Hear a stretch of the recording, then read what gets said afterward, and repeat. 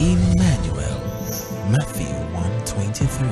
Behold, a virgin shall be with child, and bear a son, and they shall call his name Emmanuel, meaning God with us. Jesus Christ still empowers his followers to change the world today. Distance is not a barrier to God's move. Emmanuel TV.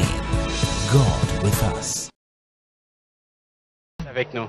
Mesdames et messieurs, vous êtes arrivés ici à la fin du service d'aujourd'hui, de ce service de dimanche, donc du 3 mai 2015. Nous sommes ici à la fin de ce service et nous vous remercions, chers téléspectateurs, de l'avoir suivi. Nous disons bonjour à vous tous et à tous ceux qui y a avec vous. Nous allons traduire donc le message du prophète TB Joshua en français. Et le prophète TB Joshua a pris son texte de référence du livre de Galates chapitre 5 verset 1. La Bible dit, c'est pour la liberté que Christ nous a affranchis. Demeurez donc fermes et ne vous laissez pas mettre de nouveau sous le joug de la servitude. Il est inutile d'être malade, poursuit le prophète, parce que la guérison et la délivrance constituent une victoire. Êtes-vous libre? Si vous êtes libre, vous êtes invité à vivre librement. Le verset 6 du livre de Galates chapitre 5 dit « La foi est agissante par la charité ». À comprendre par la charité, nous comprenons par l'amour. Donc la foi est agissante par l'amour. La foi ne peut pas œuvrer seule. La foi agit par l'amour. Sans amour, la foi n'est plus la foi. Tel est le défi que nous avons dans la chrétienté aujourd'hui, dans la vie chrétienne aujourd'hui. Nous avons la foi, mais nous n'avons pas l'amour. Ainsi, nous vivons dans une génération incrédule. Si l'amour est présent dans chacun de nous, l'Église alors sera unie. Mais l'Église n'est pas unie, l'Église n'est pas une. Si l'amour est là, alors il y aura l'unité. Un vrai chrétien est mesuré par combien il aime Dieu et par combien il aime son prochain. La foi sans amour n'est pas la foi. L'espérance sans amour n'est pas espérance, n'est pas espoir. Dans le livre de 1 Corinthiens chapitre 13 verset 13, la Bible nous fait ressortir qu'il y a 3 choses qui dureront pour toujours. La foi, l'espérance et la charité, à comprendre l'amour. Et parmi elles, la plus grande de ces choses est l'amour. Votre croyance en Dieu est calculée, poursuit le prophète, par rapport à votre degré d'amour que vous avez pour Dieu, que vous portez aussi pour votre prochain. Dieu est amour. Celui qui demeure dans l'amour demeure en Dieu, et Dieu demeure en lui. Celui qui demeure dans l'amour, donc, demeure en Dieu. Nous devons de nous aimer les uns les autres, indépendamment de la religion ou de notre foi. L'amour vient de Dieu. Au cours donc des derniers mois, le prophète a longuement pensé à cela, comme le Saint-Esprit l'a invité à penser. Vous croyez que vous avez la foi, mais qu'en est-il de l'amour? Combien de personnes avez-vous restauré aujourd'hui? Combien de personnes avez-vous aidé, poursuit le prophète, avant de venir ici à la synagogue église de toutes les nations? Êtes-vous vraiment préoccupé par votre voisin? À combien de personnes avez-vous payé les frais de scolarité, par exemple? À combien de personnes êtes-vous venu avec à l'église parce que vous devriez vous attendre à quelqu'un qui a besoin de ce que vous possédez? Votre croyance en Dieu est donc calculée sur la façon dont vous aimez Dieu et votre prochain. Dans quelle mesure aimez-vous Dieu? Demandez à votre voisin. Dans quelle mesure aimez-vous Dieu? Le Seigneur dit dans le livre de Jean, chapitre 14, verset 15, « Si vous m'aimez, gardez mes commandements. » Qui est « Obéissez à ma parole. » Si vous dites que vous aimez Jésus, vous devez donc aimer sa parole, parce que Jésus et sa parole sont un. Vous ne pouvez pas les séparer, ils sont synonymes. Jésus est amour, et celui qui demeure dans l'amour demeure dans Jésus, et Jésus en lui. De quelle mesure aimez-vous donc Jésus? Combien de fois avez-vous lu sa parole aujourd'hui? Jésus et sa parole sont un. Si vous aimez vraiment Jésus, vous allez trouver le temps, plus de temps, pour lire ces précieuses paroles et agir en conformité avec elles. Plus vous lisez sa parole, plus vous l'aimez, et vous le découvrirez plus parce qu'il est dans sa parole et que vous êtes dans sa parole. Plus important encore, Jésus est dans sa parole. Lire sa parole la méditer, la tourner encore et encore dans votre cœur, c'est connaître Jésus davantage et ce, de façon plus en profondeur. Vous êtes ce que vous aimez. Qu'est-ce que vous aimez donc? Il n'y a rien comme prétexte que nous pouvons avoir si nous ne n'aimons pas, mais si nous prétendons d'aimer. Si je vous le dis, vous allez comprendre. Donc le prophète a parlé d'une chose, d'une stratégie qu'il fait pour savoir si les personnes l'aiment ou ne l'aiment pas vraiment. Le prophète poursuit et dit, dans toute relation, il devrait y avoir un temps pour rire, un temps pour pleurer, un temps pour sourire, et un temps, donc, un temps pour se plaindre. Dans quelle mesure aimez-vous Dieu? La foi. Problème technique, donc nous continuons et nous remercions le Seigneur pour tout ce qui se passe dans notre vie.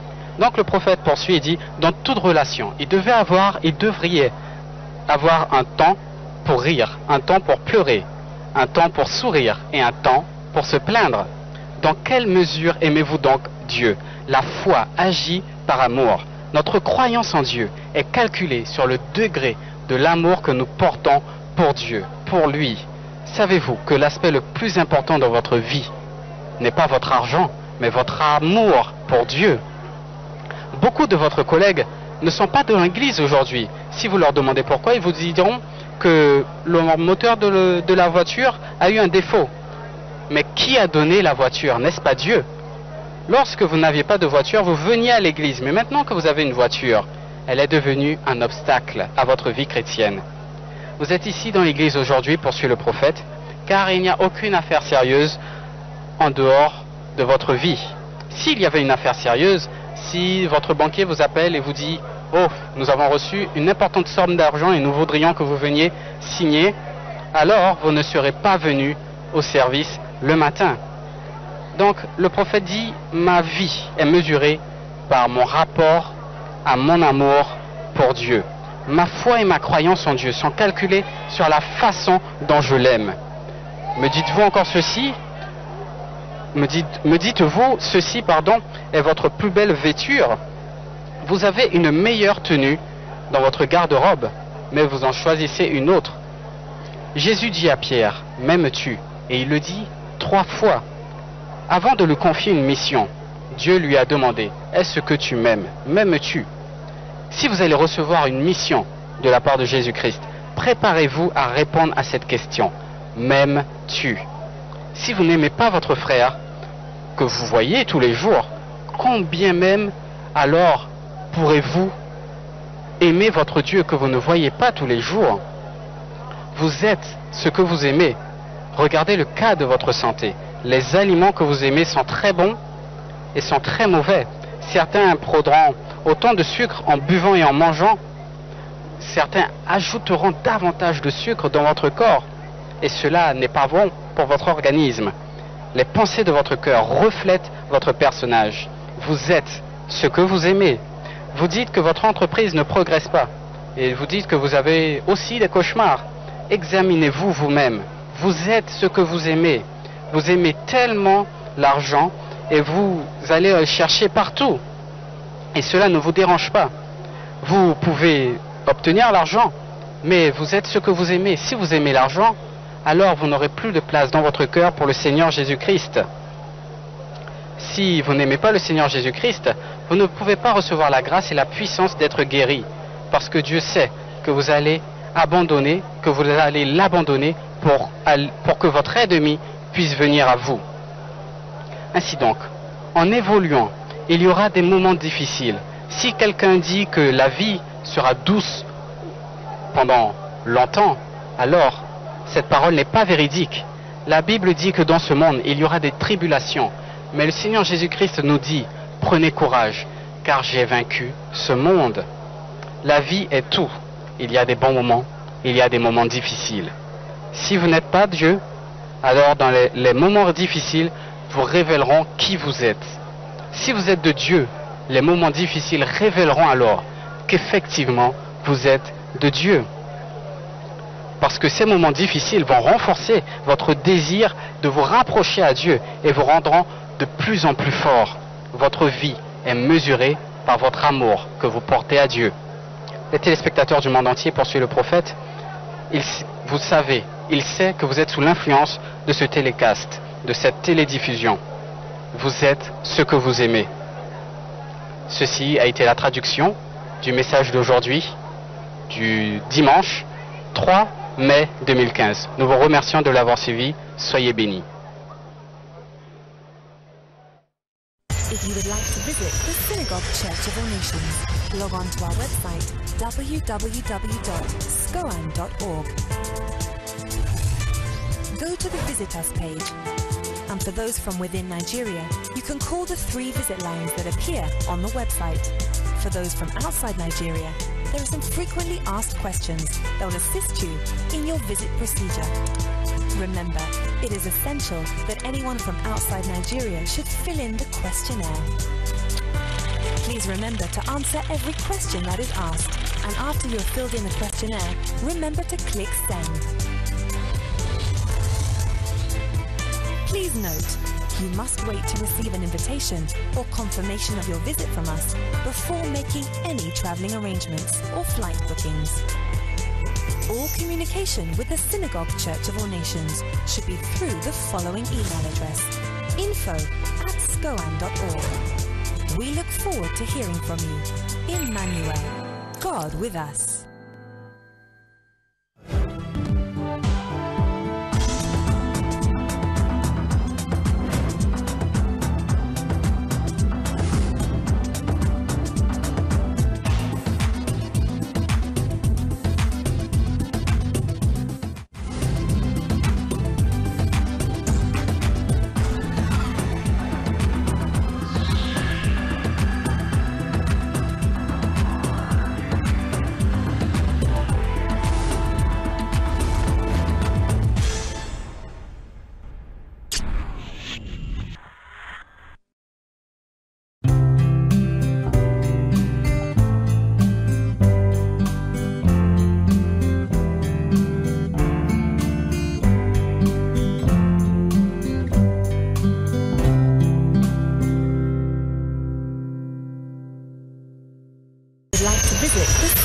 Church of All Nations, log on to our website www.scoan.org.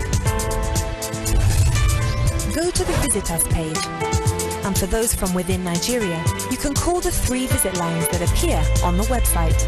For those from outside Nigeria, there are some frequently asked questions that will assist you in your visit procedure.